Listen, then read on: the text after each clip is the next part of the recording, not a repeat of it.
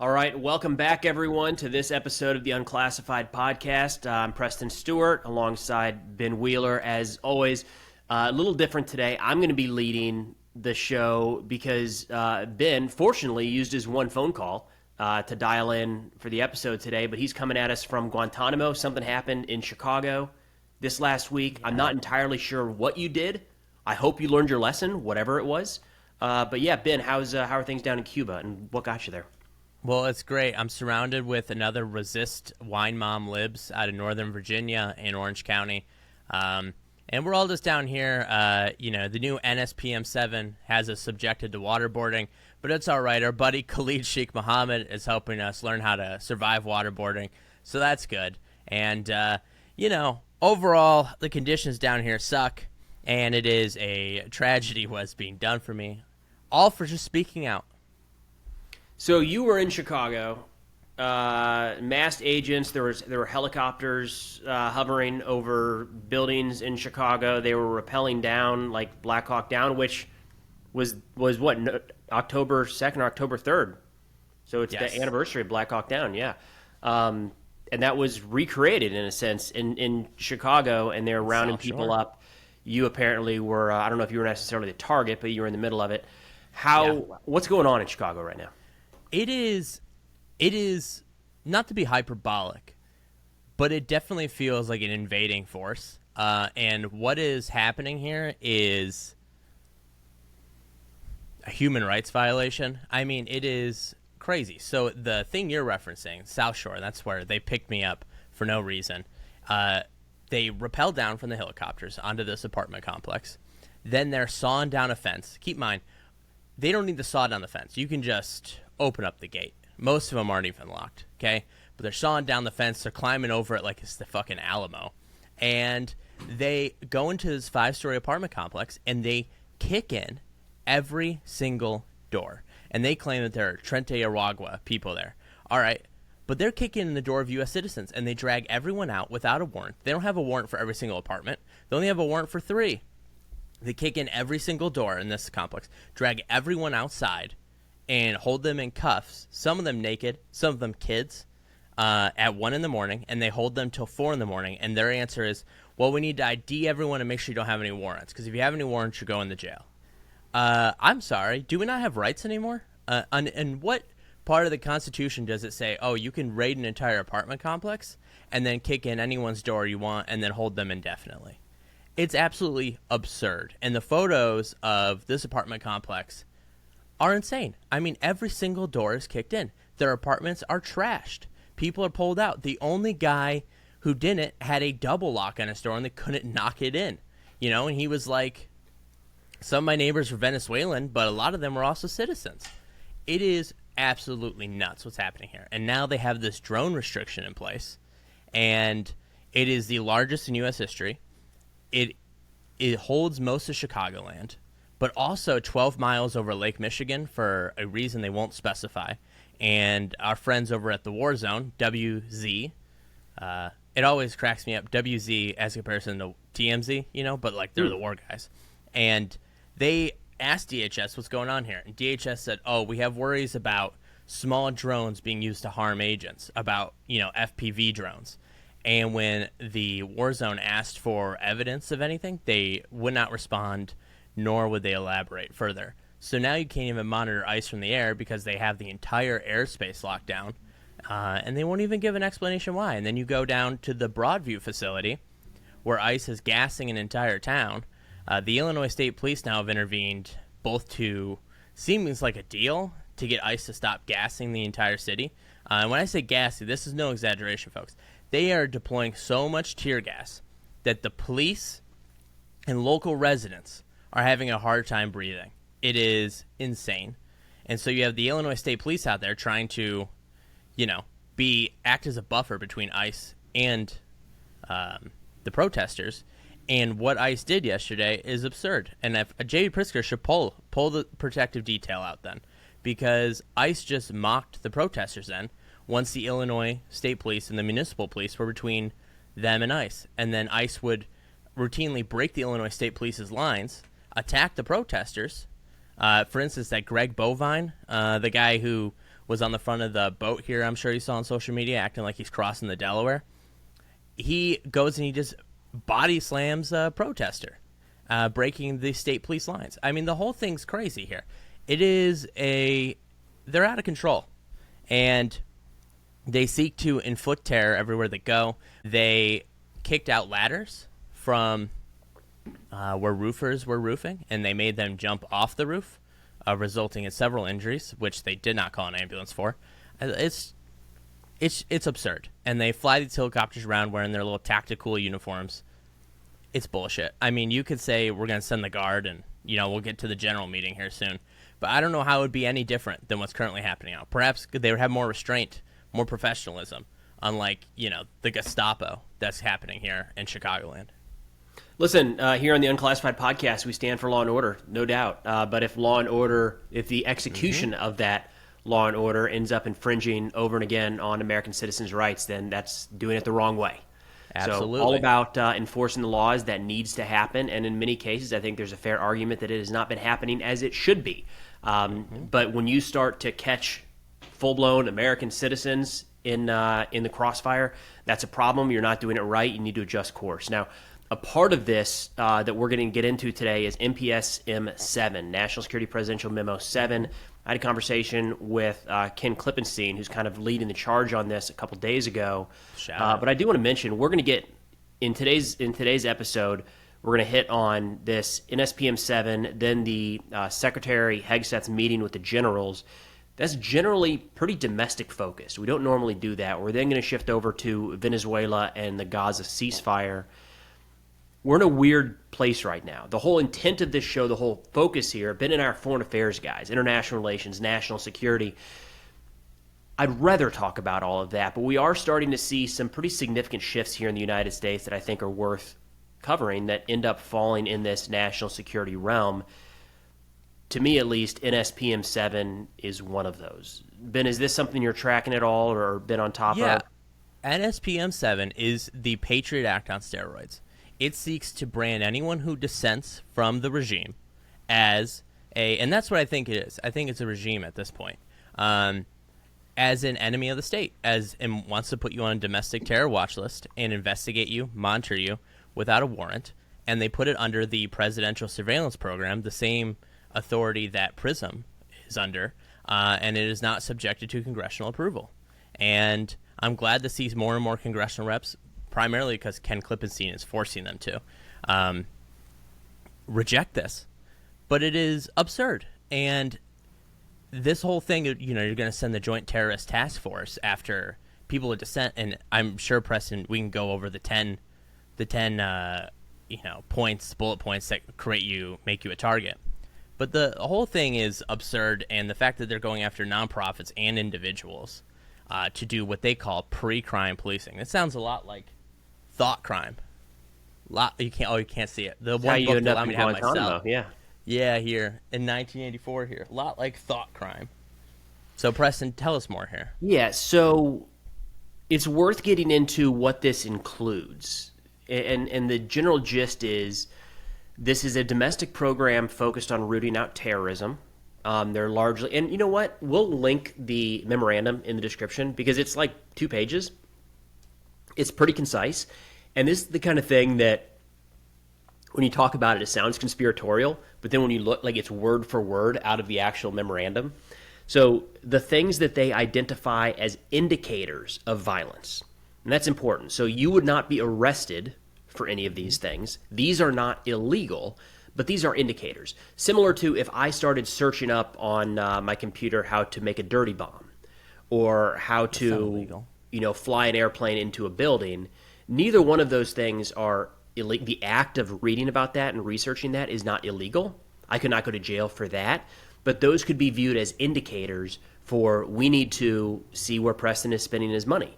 Maybe tap his phones, make sure we are monitoring his movements, put surveillance outside my house, start looking at who I'm associating with, things that we generally would assume are violations. Like if they just did that right now, we would say that is a violation of my rights. These indicators are for pre-crime. It's how we fight terrorism, right? Because you don't want that dirty bomb to go off and be like, well, now they've committed a crime, so now we can arrest them. No, you want to arrest them before that thing happens. So that's the context that this is being viewed in. Those indicators, a couple of them here, anti-Americanism, anti-capitalism, anti-Christianity, support for the overthrow of the government, which I feel like that's got to already be an indicator. Extremism on old American belief. Extremism on migration, extremism on race, extremism on gender, and then hostility towards those who hold traditional American views on family, views on religion, and American views on morality. Those are the indicators. If somebody says Ben looks an awful lot like he is, anti-Christianity, not anti-religion, not anti-First Amendment, anti-Christianity specifically, that's an indicator to where the full force of the Joint Terrorism Task Force that has now been stood up under this could start investigating you. That's NSPM 7. Yeah, it's absolutely insane. And of course, you can almost be assured, people, that these terms are being defined as broadly as possible. And the traditional views on, family and marriage, is that what it said? Hostility towards those who hold traditional American views on family or morality. Yeah, the family thing seems like a whistleblow for anyone who is LGBT, doesn't it? Yep. Yep, absolutely. Whistle, like you're just saying it without saying it. As for the morality thing, I don't even know what that means. What are traditional views on American morality? Because I feel like you can't even go back 60 years without it getting pretty dodgy. All right, like, what does that even mean? I think the vagueness here is the point, right? We're kind of nitpicking this, like, oh, you have to be more specific, but my belief is that they probably want this to be pretty vague so more things can be looped in. But we'll see. This is, according to Ken in his reporting, he says the big thing here is this directs resources. This says what the priorities are. So when you're looking at, a counterterrorism task force that includes FBI, DHS, ICE, local and state police, the resources are going to be shifted towards this as a priority. So another way to look at this is, again, talking about how we are trying to spend more time focused on international relations and foreign affairs, but when the top terrorism priority has shifted domestic, I feel like that's something we need to focus on. Terrorism is an issue, no doubt. And when the majority of resources are looking at, anti-Christian sentiment, a lot of this list, not to be hyperbolic, but like, you probably got, 60, 70% of the country collectively when you get into this? I mean, what even is anti-Americanism? If you're an American, how do you even exhibit anti-Americanism? Like, something tells me that somebody waving the flag of another country could be an indicator for that, right? So, is it criticizing the president? World Cup's going to be, dude, they're going to get so many people at the World Cup. Yeah. When those games come, they're just going to be adding to this list left and right. Oh, absolutely. I mean, but even like, is it anti-Americanism criticizing the president, criticizing His Majesty? What about the government? They said that traditional American values are respect for law enforcement and border control, which you can only believe if your name is JD Just Dance Vance, because how can that even be true? And Americans do respect their law enforcement, but to say that as a traditional view, the country that rebelled against a literal empire that traditionally has respect for law enforcement and border control is insane. And they are seeking to, I think, and it's important to note that this does not give them new powers. Correct. This does not give them, there are no new crimes. It seeks to intimidate, it seeks to gag, it seeks to make people think twice about what they say. And that is exactly why you see Stephen Miller and his goon, Derek Van Orden, out of Wisconsin, who apparently was a former Navy SEAL. Maybe he should go back into the field because he sucks as a congressman. And that's why they keep saying fascism's incitement. They want to silence you. They want to make sure you second guess what you say so you don't cross the regime. And the sad thing is, it's working. We've seen it with corporations. We're seeing it with other creators. We're seeing it across the board. And people are complying in advance, and you must not do that. Because the most American item of it all is your free speech and is your ability to have radical political advocacy. And what is radical political advocacy changes through the years, but that is what your First Amendment's there to protect. And then, to think that last night he announces via tweet, which, it's not how it works, but he says he's ordered the military to arrest anyone who burns the American flag. Well, that's not how that works. I'll tell you what, man, with the amount of lawsuits that spawn up, it's like 90 every day from this administration. They're going to have to raise taxes by like 50%. Maybe that's what the tariffs are for, to pay up for all the lawsuits that they're going to have to settle here. But, yeah. You hit on an important aspect there where it's the possible chilling of speech. And I think that's important because it's not something that we can easily measure. But Ken reported that a bunch of law firms are already coming out saying, like, this is ridiculous. You can't do this. And one of the reasons you can't do it is that.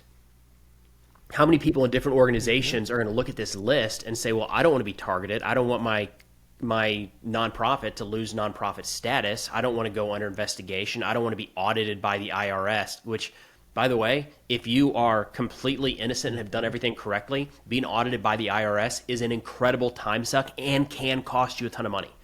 To prove that you've done everything correctly can cost you a ton of money. So, like, nobody wants to deal with that.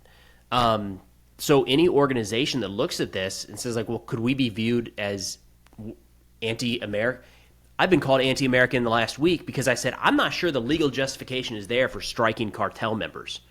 Mm-hmm. That's an anti-American view, according to some ridiculous anonymous people on the internet. So if any organization sees this and is like, we just need to just dial it back. Don't publish that article. Yep. Don't put out that opinion piece. Don't go on this interview. That alone is a problem. And I think you're right when you say that this is probably directed at that. Absolutely. And you're so right about what constitutes anti-American views.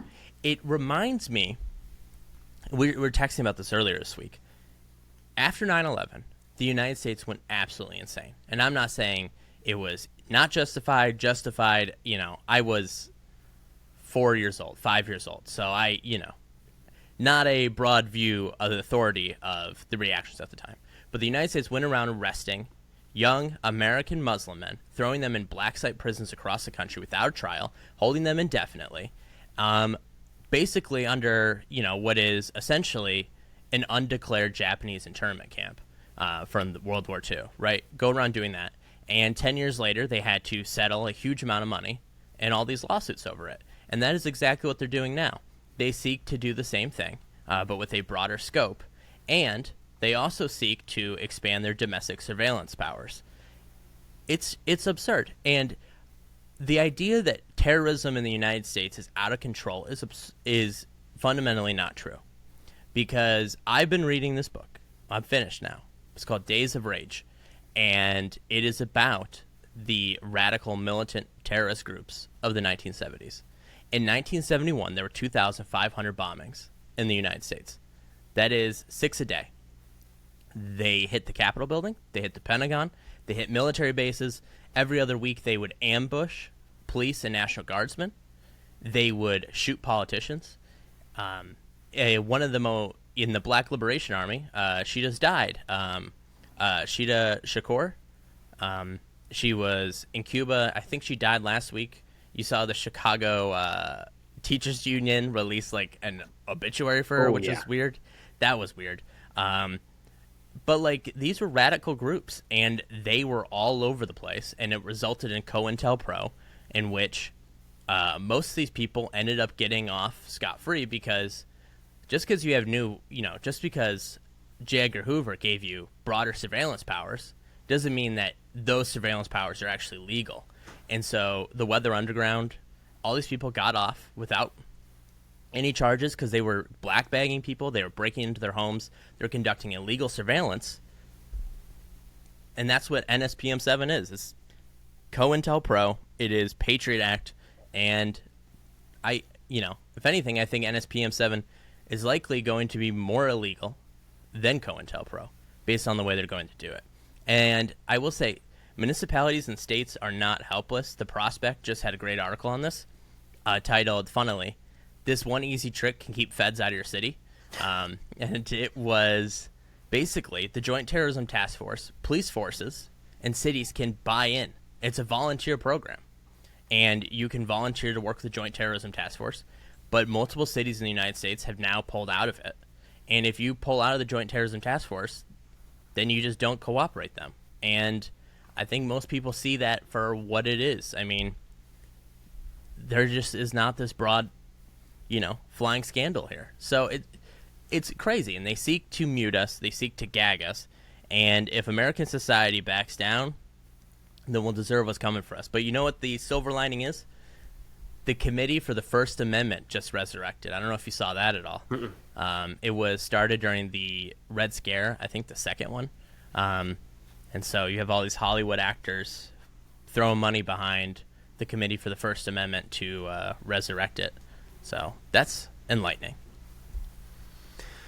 Well, so one of the concerns here, of course, is the continued use of our military, maybe in ways that we didn't expect them to be utilized. As it sits right now, we've had some National Guard deployments in areas that, they can be mobilized into Washington, D.C. That's a federal district that is within the president's discretion. They've done that. It looks like crime is down, probably just from the fact that they are around. Good. That's a positive thing. I hate that they're out there picking up trash all day, every day. It seems like there's probably a better They're doing use a good job, though, for our military. But when it comes to other cities, we've kind of seen the dialing back. Ben. Before we move on from the D.C. and the deployments, could you tell the viewers about their stats they release every day, about what they've done? Because I think that's the funniest thing in the world. You explain to me why they do it. I still think it's pretty funny. Yeah, so Idris Uri, I think, is his name. Yeah. Okay. Reuters, whatever it is, yeah. Reuters? Yeah. The third College option. Football Saturday. You're thinking Rutgers. That's fair. Yeah. So he puts out every couple days, like the D.C. National Guard has bagged 7,243 bags of trash. I'm going to see if I can find it real quick because this can be better with an actual. And he puts out these data points that are just straight from an evaluation that you would get in the military. So, Idris Ali, there we go. It's going to be one of the top things. They crack me up. It is like reading like a stat line of like a running back or something. Here we go. And it didn't have to go back far. As of Wednesday, October 1st, National Guard troops in D.C. have cleared 1,142 bags of trash, spread 1,045 cubic yards of mulch, removed 5 truckloads of plant waste, cleared 7.9 miles of roadway, painted 270 feet of fencing, 400 trees pruned, and 475 cubic yards of buildings cleared. I don't know what that means. The buildings cleared. They kind of snuck that one in. So in the military, when you get your evaluation, you get one every year. For a non-commissioned officer, it's an NCOER, non-commissioned officer evaluation report. For an officer, it is an OER, officer evaluation report. You always have to have metrics because they're trying to say, like, how did you do? And they want to put, I, Preston Stewart, trained 600 soldiers over a 14-day period and got 17 people, master rappel qualified or whatever it might be.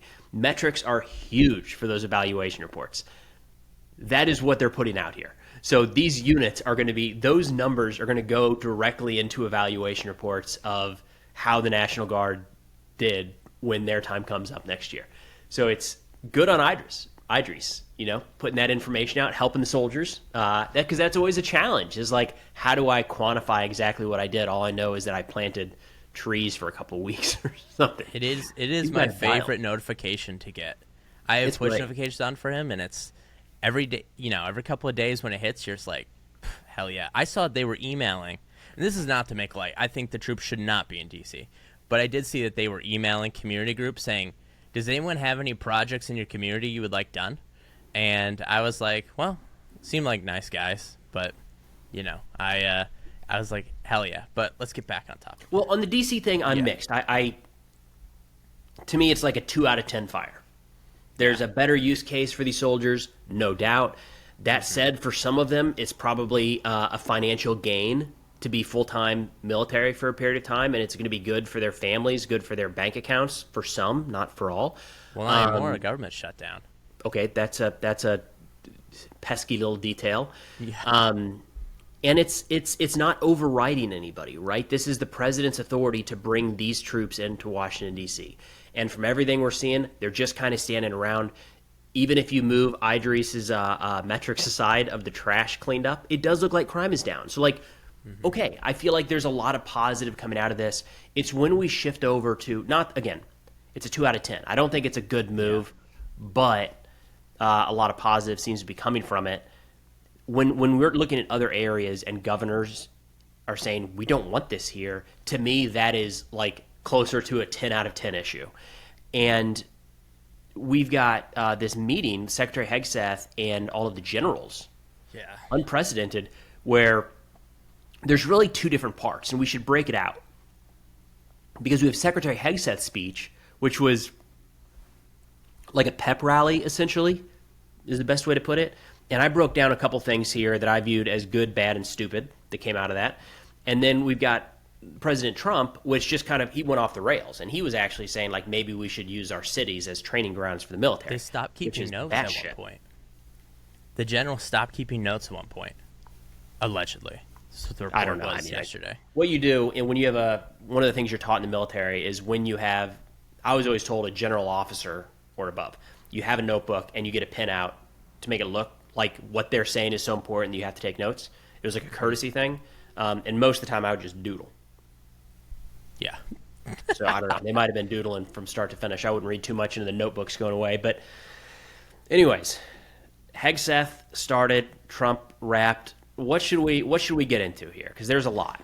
Well, let's start with Pete Kegbreath doing his thing because that was a treat in and of itself. And then we can get into,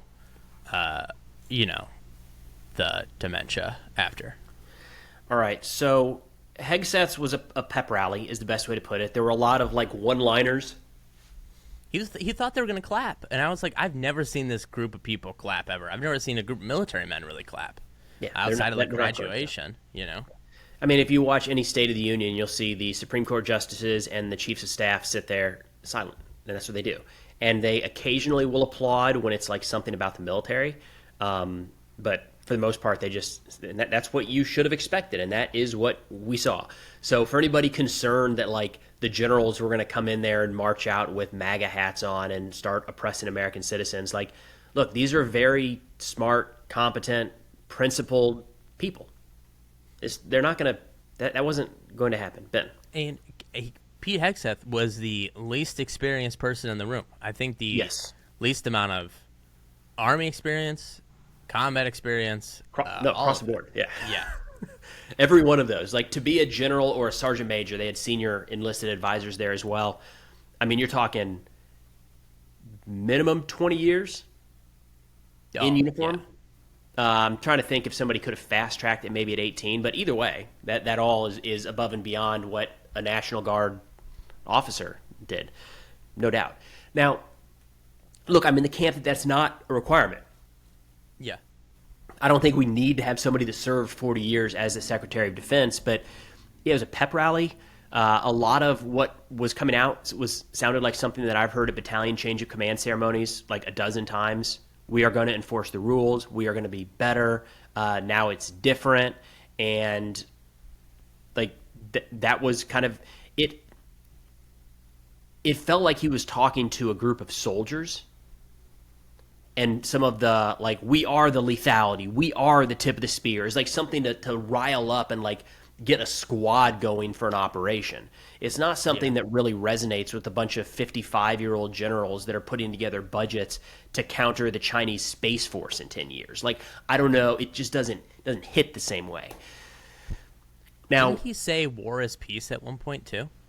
I said a lot of things. That's part of the challenge here is he said so much and talked about so much that people are very quick to say, like, it was bad or it was good. And it's like, there's a little bit of everything in there.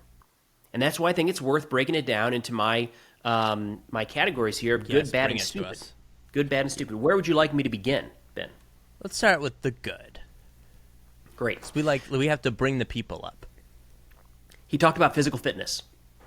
Yeah. That's important. People are, for some reason, and we can verify this with Ukrainian soldiers, people think, well, drone warfare, physical fitness isn't important. They are laughing at you when you say that.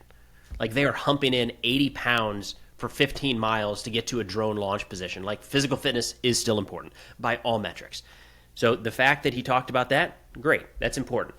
I like having a uniform fitness standard across combat arms. I think that's a good thing. Man, woman, old, young, if you are expected to be in a combat arms position, you should maintain the same level of fitness. I think that's good. He reduced mandatory training, or said he's going to. That is, the amount of bullshit administrative work required of our soldiers is insane. That is things like, and this is one where every one of these things you'll hear and say, that's good.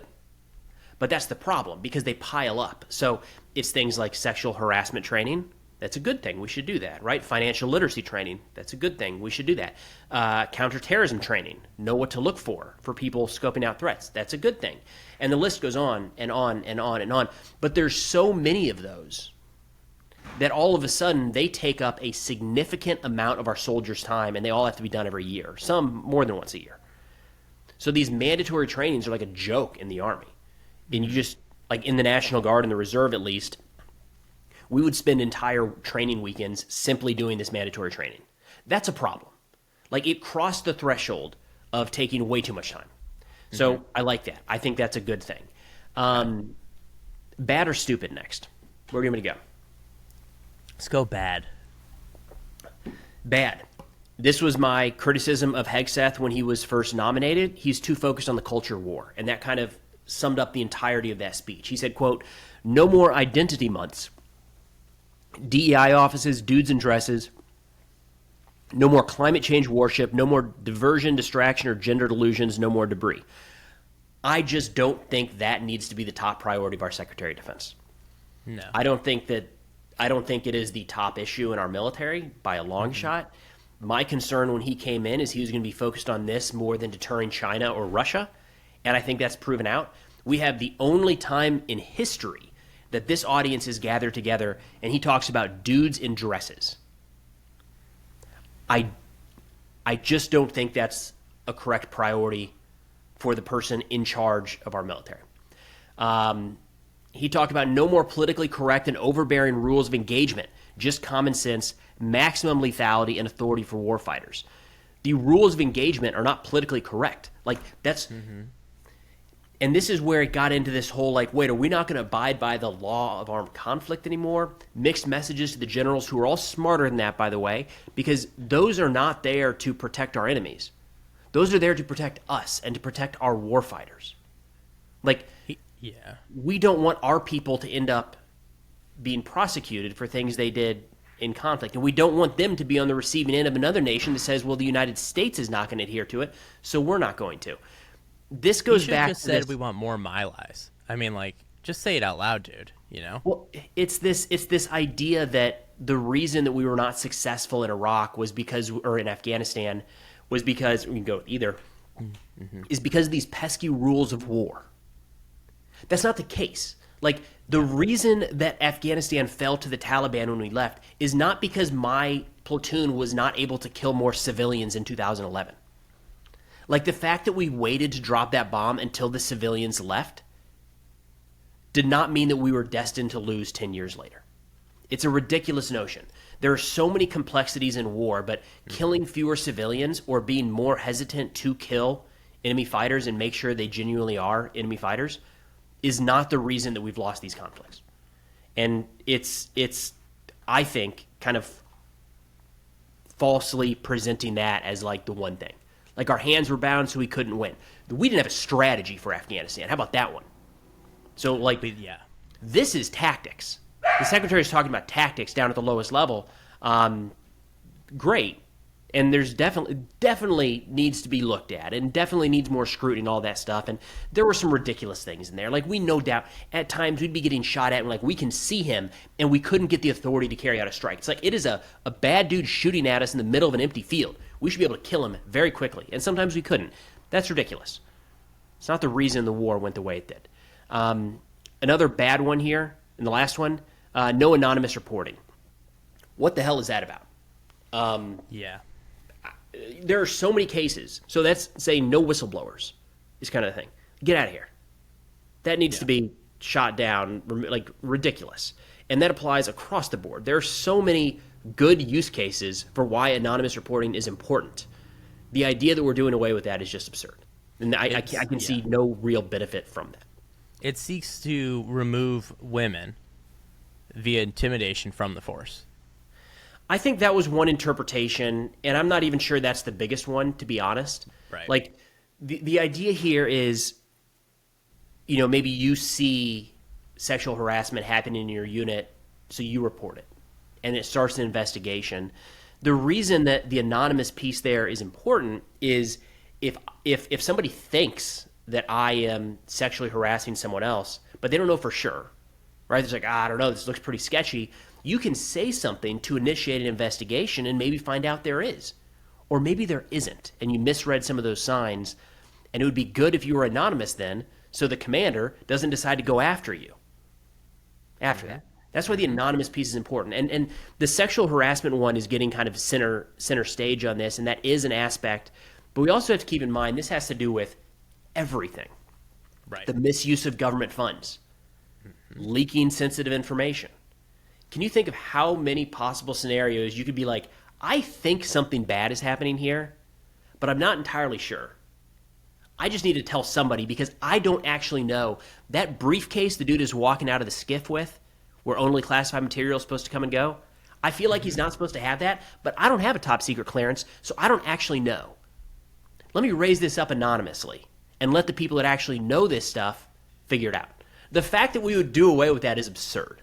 Like, and I saw some feedback on this on the internet where people are like, well, everybody just comes up with reports and everybody's under investigation. It's like, listen, man, I did 15 years total. I never once was under investigation. I don't know what to tell you. Like, it's not a requirement. Being in the military is not an automatic requirement that you are investigated every other day for sexual harassment or verbal whatever. Like, I saw, I think, 2 false reports that were eventually proven as false, and they were within the same semester at West Point. So I got to go back, 18 years to get to where that was. The idea that, and again, this is a personal experience, so I'm not speaking for I can't speak for everyone else, but like the idea that we are bogged down left and right with made up allegations, I never saw that play out. So maybe it is somewhere, but I somehow missed it for 15 years.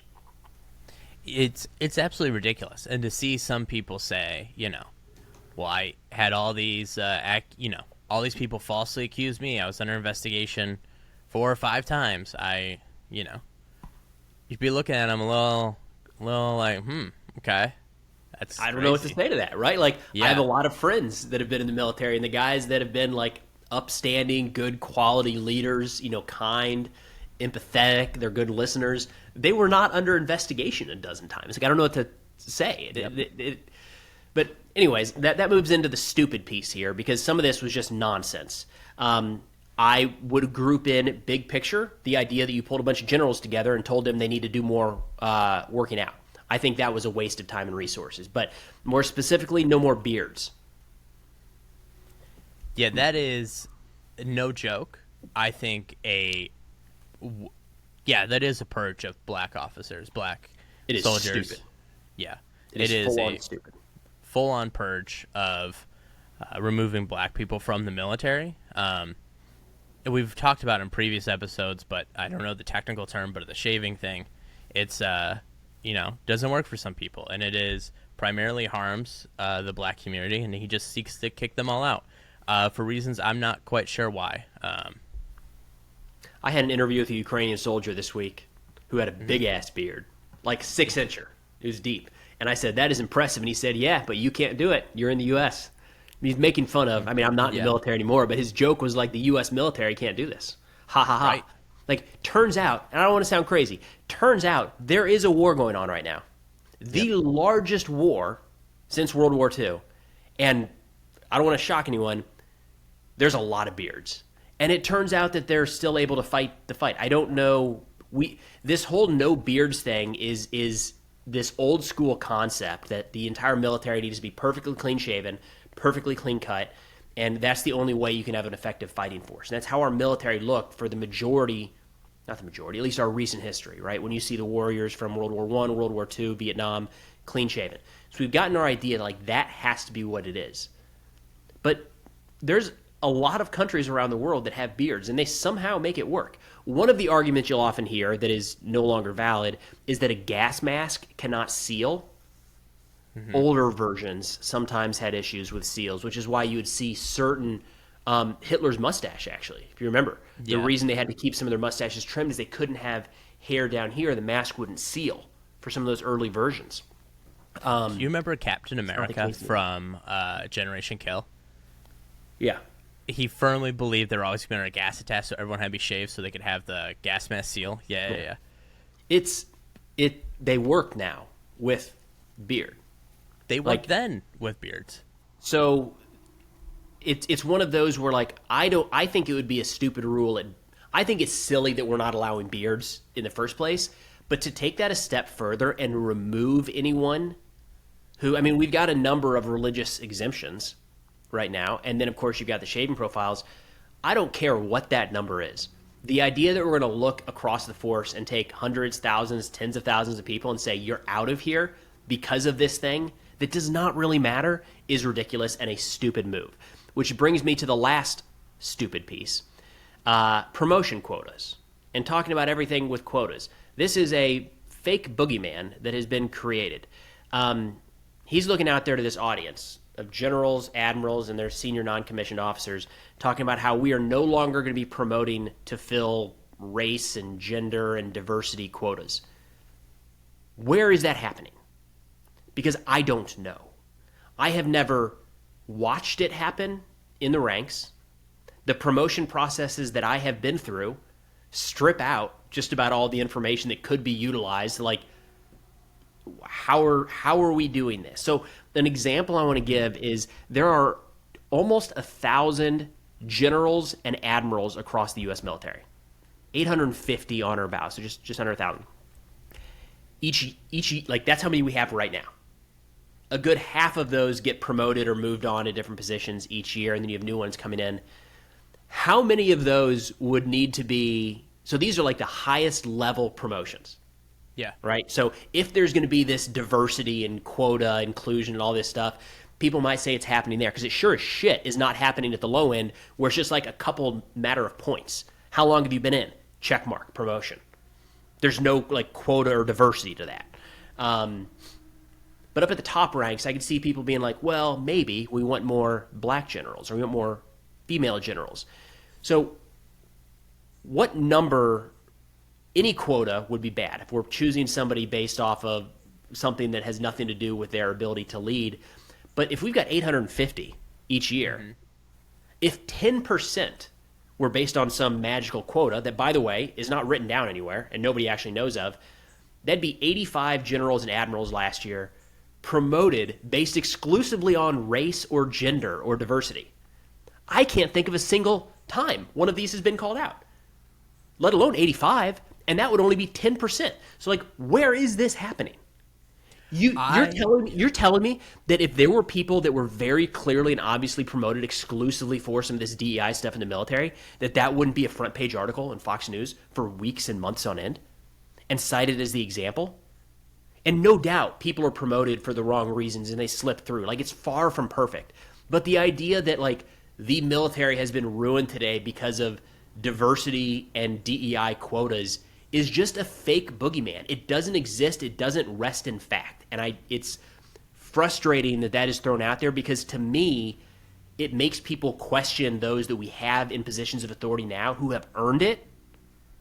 99.9% of them have earned it. And it throws this blanket over I wonder if they're a DEI hire. I think it was a stupid thing to do. This DEI quota thing is, I think, loser talk. Because every single person I've ever seen talk about it, whether it is in the military or in other fields, especially us as creators, it is loser talk. That there's this idea that the reason you're not successful is because of minorities, right? It's loser talk. And I don't really know how else to put it. And it's the part that's most frustrating is that the people saying it, it's always so obvious why they're not successful and what they're trying to do. The most obvious of this is Pete Hegseth. It doesn't surprise me he's lashing out. The dude couldn't even serve in a protective detail after January 6th because they ruled he was an insider threat.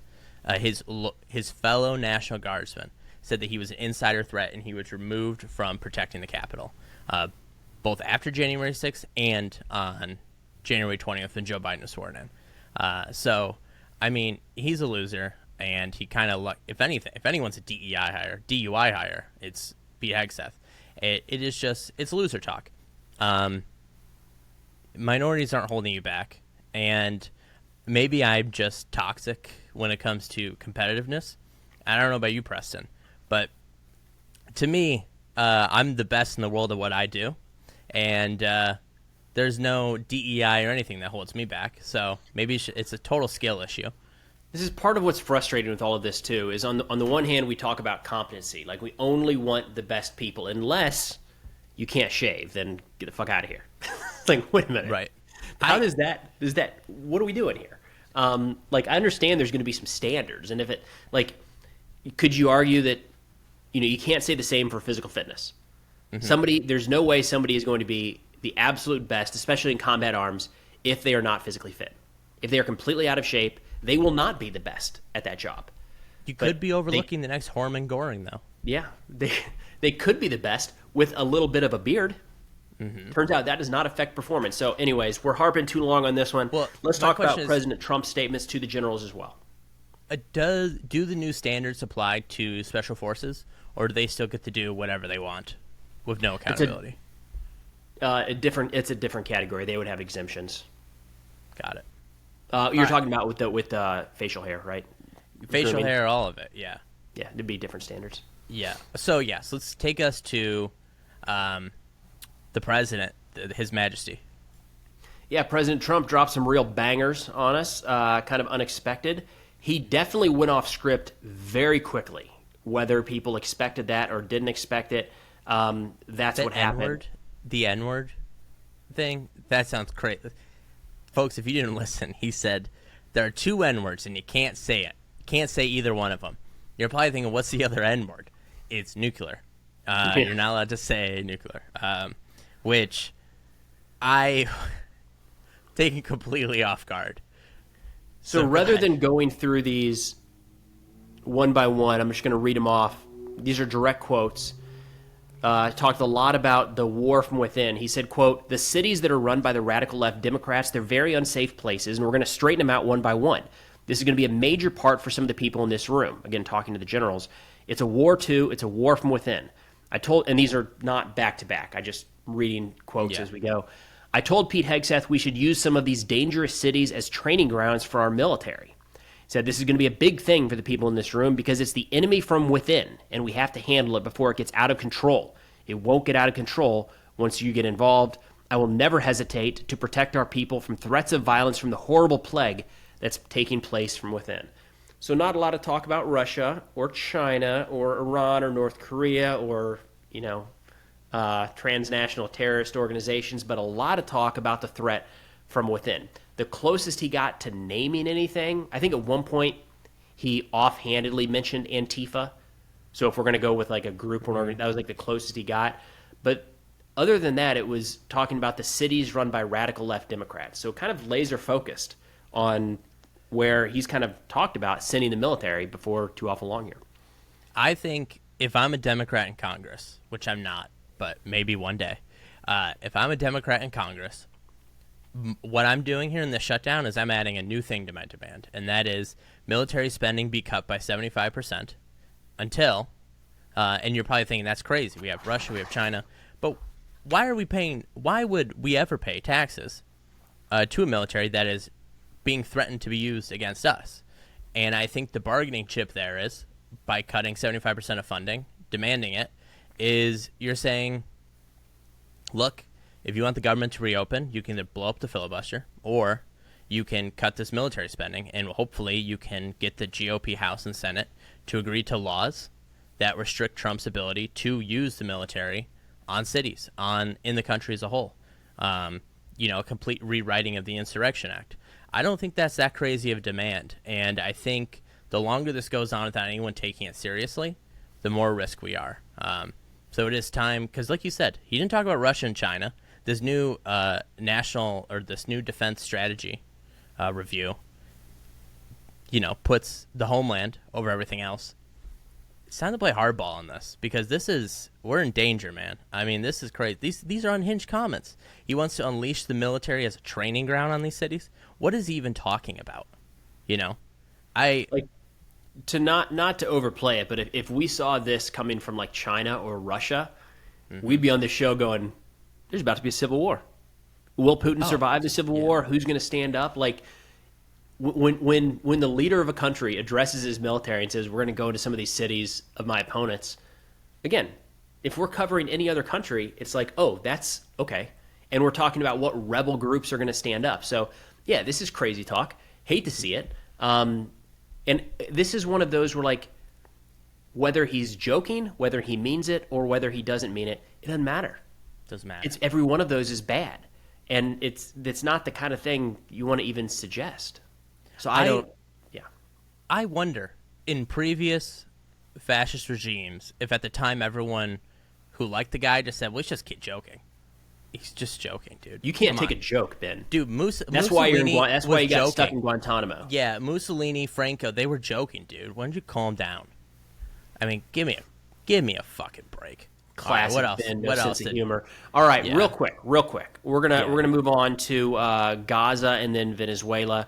Gaza is going to be short here, man, just because yesterday or within the last couple of days, President Trump said Hamas has until Sunday to respond to a 20-part peace deal. The 20-part peace deal, by and large, is a lot of things that we've kind of seen floated before. There's nothing really groundbreaking in there, except there's some, like, Trump board of peace down the road. The big thing right now is it sounds like all parties have tentatively agreed. But a big part of this, really, to me, the only thing that really matters here is Hamas will have to release the hostages entirely, and Israel will have to withdraw forces from part of the Gaza Strip. That's it. If both of those things do not happen, we do not have a ceasefire. We do not have any sort of peace deal. So for all the talk, and what exactly does this mean or that mean, that is it. If those two things do not happen in the next 72 hours, you can assume that this is just another wasted round of talks. So, you seen much on this? I have seen a little bit on it. I'm unconvinced it's going to work. Both Bibi Netanyahu and Hamas are trying to find a way out of it, I'm certain. But the Nobel Peace Prize, is announced next week. Oh, that's the rush. Okay. But I figured they've already picked, right?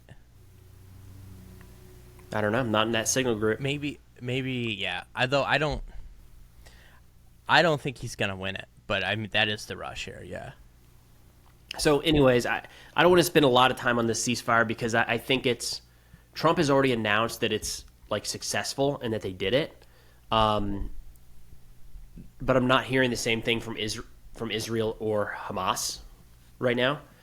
So there's a lot still up in the air. But Venezuela. Yes. What better time to go to war than during a government shutdown, Ben? We have expanded the scope of operations because just a couple days ago, President Trump said we are now in an armed conflict with the cartels. And what they're saying is that the cumulative effect of the actions by the cartels, drug trafficking, amounts to an attack on the people of the United States. An armed attack, specifically. So that armed attack, then, is justified being met with lethal force. And we saw the fourth kinetic strike carried out yesterday in the Caribbean. Looks like this is setting the stage for a continuation, if not increase, in strikes, probably inside Venezuela. But Ben, what's your takeaway? Are you hearing any of the jets fly over down there in Cuba? Not yet. Apparently they all passed over last week before I was here in confinement. I am not a fan of this. It just seems like another dumb war, an illegal war at that. And I mean, what do you mean that drug trafficking amounts to violent armed conflict? What When has that ever meant any? Like, how can that even possibly be true, right? You can say that you have a special, like, national security interest. You could say that you have a special law enforcement interest, but I don't see how you can argue that it's armed conflict at all. And I know that the Senate is mulling war powers resolution. They have to. They have to vote within 60 days of the president giving notification. But I mean, I'm sure they'll pass it, but I don't know how you can. Because what are we doing here? And if it is the drug cartels, not Maduro, why are we striking inside Venezuela? Why are we, talking about seizing airports and ports? I mean, this is so it is about Maduro. I'm convinced this is regime change. We just don't want to call it that because the American people are not going to get on board. You go out and do a poll right now and say, should the United States conduct a regime change anywhere in the world? The majority is going to say no. We just don't like that. Whether it's the act itself or what we expect to be the follow-up, American people are going to say no. If you ask that same group of people, should we remove the head of a narco-trafficking terrorist organization, people are going to be like, yeah, all day. That sounds like a bad dude. And that's what we're framing Maduro as, who no doubt has connections to these organizations and no doubt is a shithead. He's a bad dude. And Venezuela, fingers crossed, could be a much better place without Maduro in power. Fingers crossed as in just removing somebody doesn't automatically mean the country ends up in a better spot down the road. But the actions we're seeing we're saying drugs and we're acting for regime change. What I mean by that is some of the actions recently have been, if you look at like Hegseth's statement yesterday, he said we're going after transnational terror organizations. He did not list Tren de Aragua. In another sentiment, they talk about the Cartel of the Suns. That Cartel of the Suns is kind of intertwined with the Venezuelan government. That's the one that we say Maduro is ahead of. When you're talking about trying to staunch the flow of drugs into the United States, it is not coming from Venezuela. By no metric can you say that Venezuela is a hub or the focus spot. So we have to remove the drug conversation from this entirely. Because if you genuinely are focused on stopping the flow of drugs, you'd be looking partially in the Pacific. You'd be looking at some fentanyl coming from China. You'd be looking at the border with Mexico, and you'd be looking at, how about the source of where these drugs from Venezuela are coming from? In Colombia. But for some reason, we are hyper-fixated on these cartels that emanate from Venezuela. I'm hard-pressed to see how that is drugs and not something focused more on, say, regime change with Maduro. I fully agree. I think it is regime change. They just don't want to say it. I don't know how they're going to go about doing it, right? One would assume that they're going to have to make the public case for it, right? Unless they're hoping they luck into it. But if you invade another country without authorization from Congress, I mean, maybe these suckers in right now will roll over. But not the ones who come in 27, 28, right? You're going to have to answer for it then. So I don't know what the strategy is here. I would just like to be the guy who complained about the border situation and migrants flowing over the border and said, you know what? This whole region, Central and South America needs more instability, okay? I would like to be that guy because it seems like a pretty peaceful life in the fact that you can't connect the instability and the refugee crisis together, right? This is dumb. This is super dumb. And, they seek to brand anyone who dissents from it as anti-American or pro-drug cartel. I got no issue saying it's dumb. It's dumb. And, I don't know. Maduro's no Saddam. Well, lucky for us, Ben, your guards down there in Guantanamo are some wonderful Americans, friends of the pod, and I was able to ship down some Zen for them to smuggle in some viewer questions this week. You should have those there in front of you now. If you don't mind, go ahead and kick those off. Before the viewer question, I have a Ben question. Why do you think we're going after Venezuela and not Cuba? Because Cuba seems like the most obvious one. I think there's a long-standing frustration with Venezuela. My understanding is that Rubio is really leading the charge here, kind of the one pushing for continued operations, and Cuba's just never been the top of that list. Venezuela has kind of been the focus. I think that's all it is. I think excuse me, I think the cartels and drugs are just kind of it's a cloak to go after Venezuela. Yes. So this one is from Italy. Isn't that exciting? I mean, we're Representative. There we go. worldwide, dude. We're worldwide. So they have two questions. Number one, now that Antifa has been marked a terrorist organization in the U.S., whatever that means, what are the chances it's a self-fulfilling prophecy and the left takes a page out of Second Amendment activists and use guns they are legally allowed to own against what they perceive as a tyrannical government? I think that's going to happen to a degree. That is a I don't know good about the using the guns, but I am seeing people, like big voices online, start to raise their hand and say, I am Antifa. It's like, well, okay, hold on. Like, and I think people are going to unintentionally, out of solidarity maybe, kind of align themselves with an organization that is not something you can align with, and will kind of put themselves in the crosshairs. There's people do this, especially in media, right? They try to make themselves into a sense of a martyr at times when they sense an opportunity, and I think we're going to see a little bit of that with the Antifa stuff. Oh, yeah. And I will say this. I know a lot of libs who are opposed to gun ownership who are now gun owners. That is a dramatic shift from all of American life. But I don't know if they'll, take up. I don't think they'll take up arms against. To go back to the ICE thing, though, this is where it gets really dangerous. Like, right. Dude, if a helicopter lands in my front yard and dudes kick my door down, they're probably going to get shot. Like, I don't know what to say to them. Like, the way that these raids are going down with masked men not showing a warrant, you don't, especially if somebody who's like, I haven't done anything wrong, I'm just sitting here living in my house, like, you kick the wrong door down, the point man's going to catch you around to the face. Like, it's just a matter of time until that happens. And that's a nasty spiral, but, I don't know. You're absolutely right. It is, and I believe that's held up in court. And that is why several states it's illegal to do no-knock raids.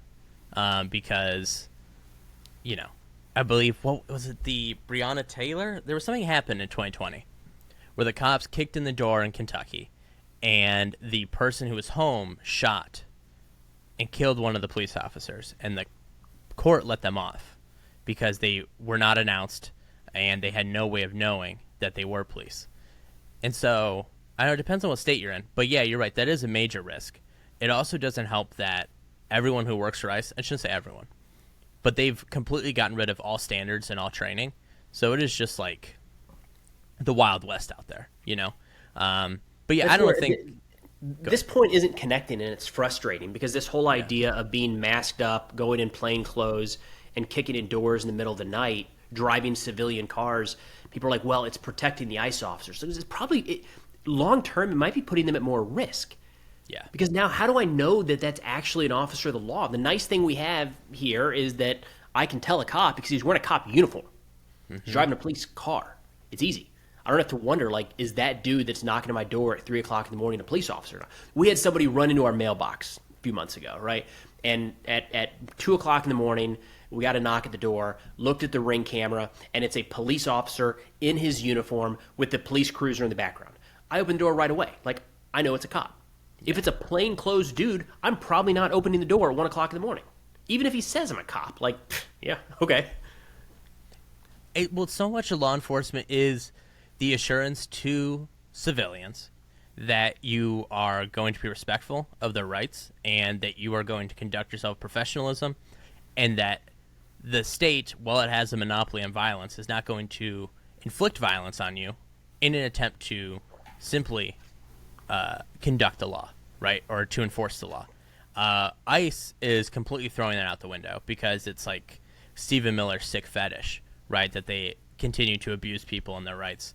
So yeah, you're right, it is a risk, but in terms of like, what does it even mean? Take up arms against a tyrannical government? I mean, I don't know what that really means. I don't think that will be a thing, but I do think you'll see a lot more people own guns around here. But I think, I don't think you're going to see, because take up arms, I mean, you're going to try to you can't overthrow the government, right? Like, at least not in the United States. I don't know. So the second part of their question is, this is the one I found most offensive, because you're listening.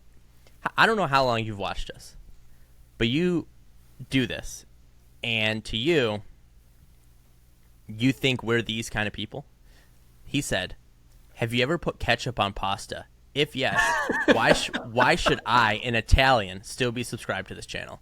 I found this to be so offensive because I know where that was going to go. All right. Who do you think we are? Have we ever put ketchup on pasta? I'm sorry.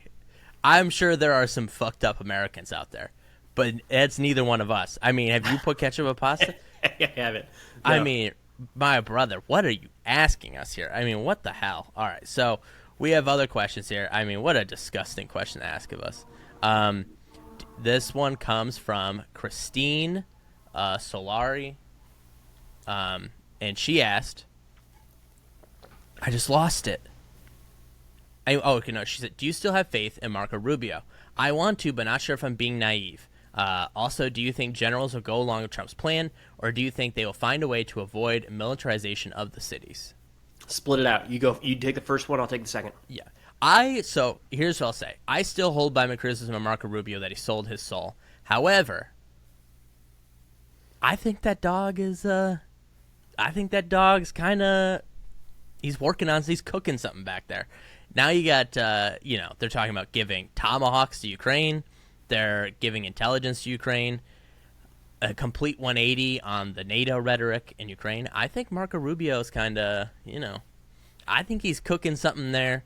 He's talking, and have you ever seen that episode of Dexter where he says a doula fromage, which is cheese omelet in French, but all the girls on the playground are like, oh, Dexter, you know the language of love? You know what I'm talking about? It's been a while. Okay, so that is what I think Marco Rubio's doing to Trump. He's going a doula fromage in his ear, and we're getting tomahawks to Ukraine. I think he's cooking. I think he's cooking something here. Okay. Maybe I'm wrong, though, but we'll see. All right, so then your question here is, do you think the generals will go along with Trump's plan, or do you think they will find a way to avoid militarization of the cities? Yeah, I think that's too broad right now because we don't know exactly what the plan is. We got a lot of random crazy things said by Trump. I am optimistic that the general officers that are in charge of this are people that have served 20, 30, 40 years in uniform, going back multiple administrations. They're men and women of character, and they have values. They have ethics. They know right from wrong. They didn't get to now. There's some bad apples because there are bad apples in the country, and that the military is no exception. I think writ large, they will understand when a line is being crossed, and do their part to make sure it can't. Now, don't wait for the generals to do a press conference or release some letter to the New York Times. It's going to be a behind-the-scenes conversation to make sure that that order is never given. So the way that the military and President Trump save face in this regard is behind the scenes. They have people with a lot of pull within the administration saying, don't do this. Don't say this. You're not going to get support. It's going to turn into an issue, whatever it might be.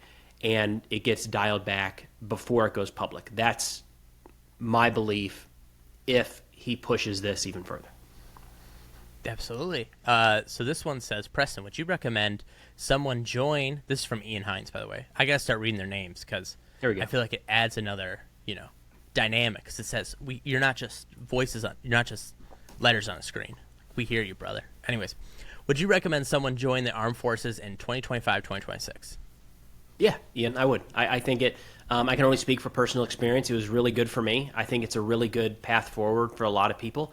And we need to remember that a lot of what we talk about here is more operational and strategic level. Down at the lowest levels of the force, it's pretty unchanged in a lot of ways. They're still making great friends. They're getting challenged day in and day out. They're learning skills that they can apply for the rest of their lives, earning a good wage with a group of really high-quality people. So I think it's worth trying out. Anybody who even slightly considers it, I always say, at least give it a shot. And if you don't like it, you can move on, and you're 23 years old, 24 years old, your whole life is ahead of you. Again, we spend a lot of time talking about the very top-level stuff, but for the average soldier joining, soldier, airman, Marine or sailor, I think it's still a good choice. This one is from Escape692. Hi, as a friend of the podcast, I'd like to ask, friend of the podcast, weren't we Brandon speaking of friends of the pod, did you see that allegedly Assad was poisoned or attempted to be poisoned? I saw a rumor, but that's all it is because nobody knows. Because nobody's seen him in almost a year now. Well, he's my eye doctor. Man of mystery.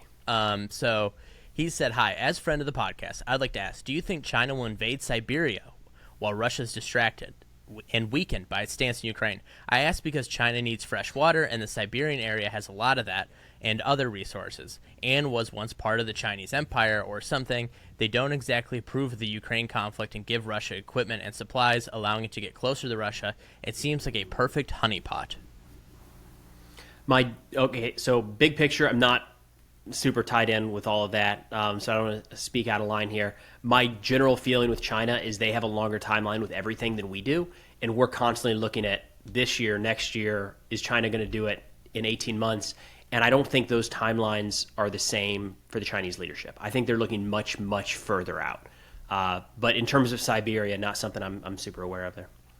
I don't think. I mean, they both have nukes, right? I mean, I think if anything, maybe Russia will sell Siberia to China if it comes to that. But I don't know. That seems kind of like a fiction to a certain extent. This one comes from DB. Can you go over the security arrangement Trump made with Qatar this week? It seems kind of sketchy that this was made after Qatar gave Trump a plane. Yeah, Preston, sleep well at night knowing that we now have a security agreement with Qatar. So people refer to this as Article 5 like. Here's the deal. The president just said something. All right, this is one of the challenges we have is, I don't know, it's like a promise, but it hasn't been ratified by the Senate, so it's not really an agreement with another nation. It's an executive order at this point. It's being presented. So what he said is that the United States shall regard any armed attack on the territory, sovereignty, or critical infrastructure of Qatar as a threat to the peace or the security of the United States. The United States will respond, including diplomatic, economic, and if necessary, military resources. Who knows? Again, technically, it's not a real thing because the president just said it. It's being presented as kind of a thank you to Qatar for helping wrap up peace in Gaza. Of course, there's not peace in Gaza yet. We're still kind of waiting to see if that happens. And even if it does happen, this was announced before peace came about. So the easy one to look to is that jet. I'm hard-pressed to think that we would agree to a long-term security guarantee, like putting men and women at risk over a jet, but that's a pretty easy 1 + 1 = 2 here, unfortunately. I think there's also a lot of kind of economic back-dealing going on that isn't getting as much attention, arguably illegal or immoral, between some private citizens here in the United States that probably was helped along by this as well. So here's our final question. It comes from Steven, and it's addressed to me, but many people don't know this, is that you are also kind of a Chicago native as well. So you can answer this one as too. Ben, your favorite Italian beef spot in Chicago? I'm going with Pops on Kedzie.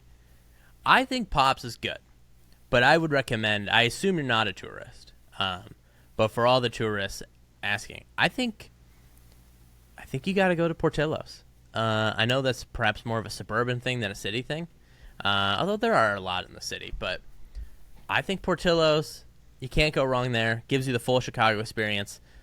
Go to Portillo's. Maybe in the comments I'll give you a more exact spot. I also really like that place by Wrigley Field. What's the name? It's got a big yellow sign. If you've ever been to Wrigley Field, you know exactly what I'm talking about. That place is great. But yeah, I'd say Portillo's. Preston, what do you think? Can't chime in. I don't feel authorized to chime in on this. So I grew up in Champaign, which is about 2 hours south of Chicago. But you lived around here. I lived in Naperville for about 2 years, and we did Portillo's was what we had out there. But I don't feel like that's a good, genuine Chicago response. We did it because it was close. I'll be real with you.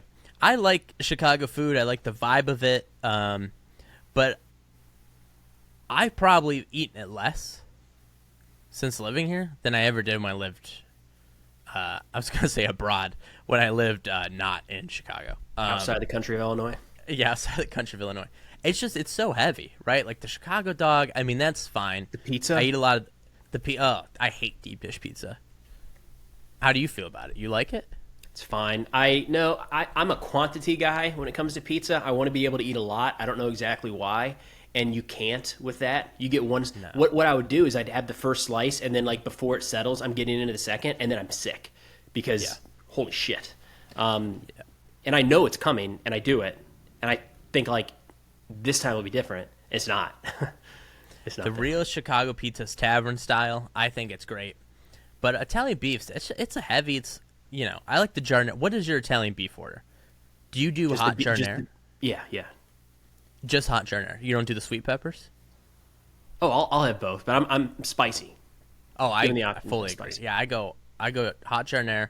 I don't like the sweet peppers because they're long and stringy, and I think it ruins the consistency of it. Anyways, folks, give us Look, that's going to wrap it up. I got to wrap it up for us here, Ben. I don't know if you have the ability to do that from Guantanamo. No, I'm running out of the nickels guards here. down there. Yeah, I'm running out of nickels. Tell them thank you. We'll do a collab next week if they let you out.